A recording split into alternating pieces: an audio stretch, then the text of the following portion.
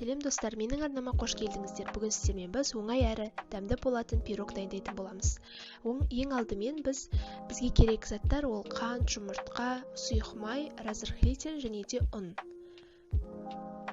Ең бірінші біз жұмыртқаны кішкене миксерлеп аламыз да, қантты жайлап сала отыра, тағы да көпіргенге дейін, ағарғанға дейін миксерлеп алатын боламыз. Және де көлемі ұлғаюы тиіс.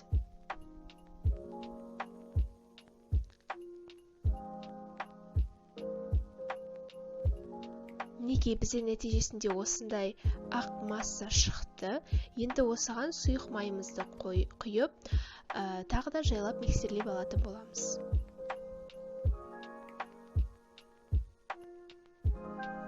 Содан соң ұнымызға разрыхлительді қосып, кішкентай қасықпен араластырып аламыз.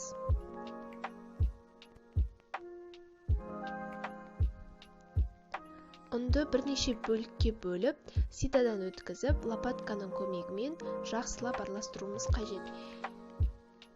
Араластырған кезде мұқият араластыру қажет, өйткені егерде араларында ұн қалып қойса, ол пісу уақытын көбейтіп, нәтижесінде пирогтарыңыз басылып қалуы мүмкін. Және де араластырған кезде бір бағытта жайлап отыра араластыру қажет, өйткені массаңыз басылып қалатын болса, пирог көтерілмей қалуы әбден мүмкін.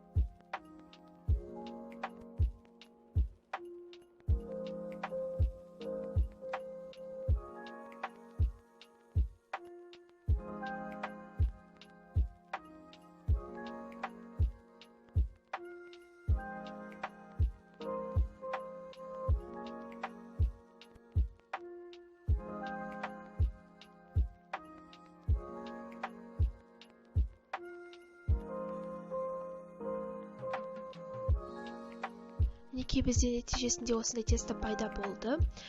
Жақсылап араластыруларыңыз қажет.